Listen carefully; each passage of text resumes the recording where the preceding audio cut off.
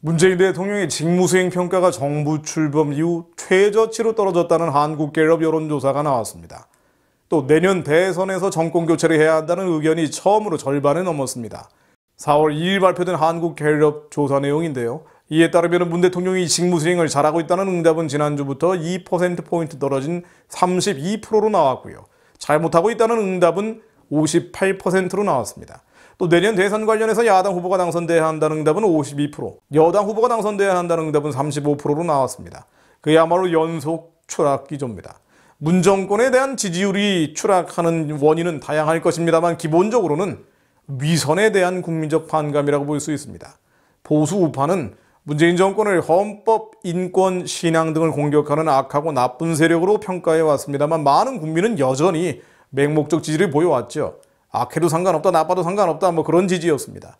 근데 저들이 실은 선을 가장한 위선적 세력이라는 것이 드러나면서 중도층은 물론 소위 진보 좌파 성향 국민들도 마음이 슬슬 떠나는 것이죠. 실제로 미국 노스웨에 썼던 지연 조던 교수 틈에 우리는 왜 위선자들을 미워하는가라는 연구 논문에 따르면요, 사람들이 나쁜 짓을 한 사람보다 위선자를 더 싫어한다고 나옵니다. 이처럼 사람들이 본능적으로 싫어하는 이 위선이 요즘 4년차에 접어든 문재인 정권을 뒤흔들고 있는 것입니다. 실제로 여당 내에서는 야당의 비아냥처럼 일일 내로남불 사태 비슷한 것들이 벌어지고 있죠. 재벌개혁의 화신 같았던 김상조 청와대 정책실장이 전세가 상한제가 시행되기 직전에 전세값을 14% 올린 것으로 드러나서 전격 경질됐고요.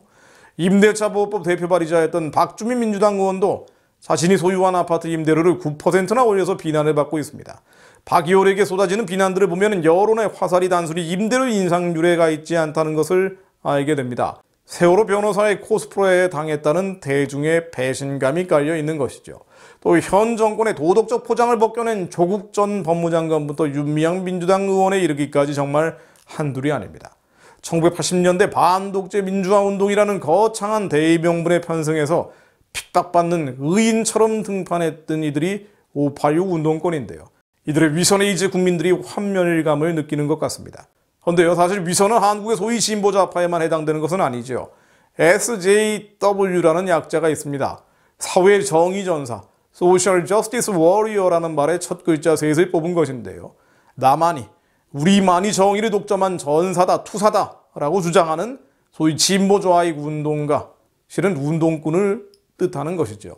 그런데 미국의 쿠오모 뉴욕 주지사처럼 이 SJW들은 뒤로는 자신의 이익을 위해서 추한 악행을 주저하지 않는 경우가 많습니다.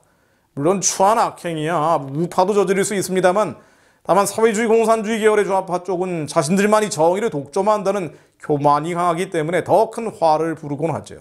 소위 정의의 선포자에 머무는 것이 아니라 정의를 집행하는 자가 돼서 반대편은 가혹한 보복, 숙청, 심지어 살육을 가합니다. 지상천국을 만들겠다고 하면서 실은 지상지옥을 만들어내곤 하죠. 또 견제되지 않는 권력이 돼서 더 악한 짓들을 벌이고는 그 악한 짓을 감추기 위해서 선전선동, 이 거짓말에 더 열을 올리곤 합니다.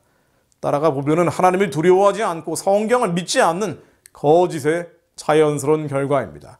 그나마 한국의 민심이 위선과 그 뒤에 거짓의 민낯을 깨닫고 있다는 것은 다행입니다.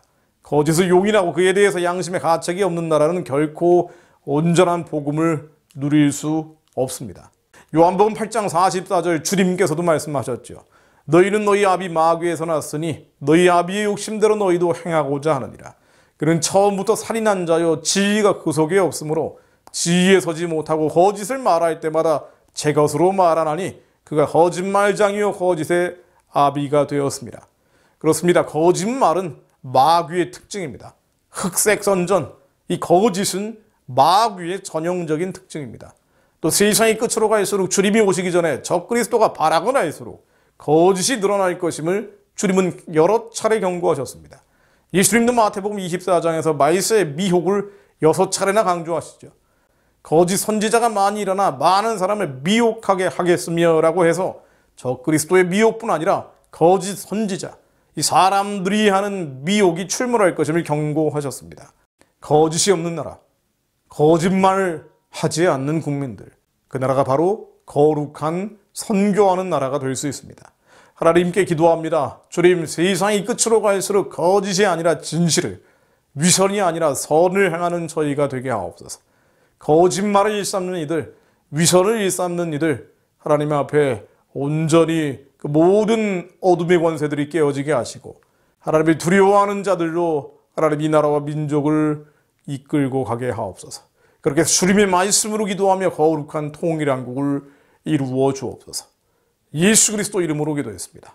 아멘.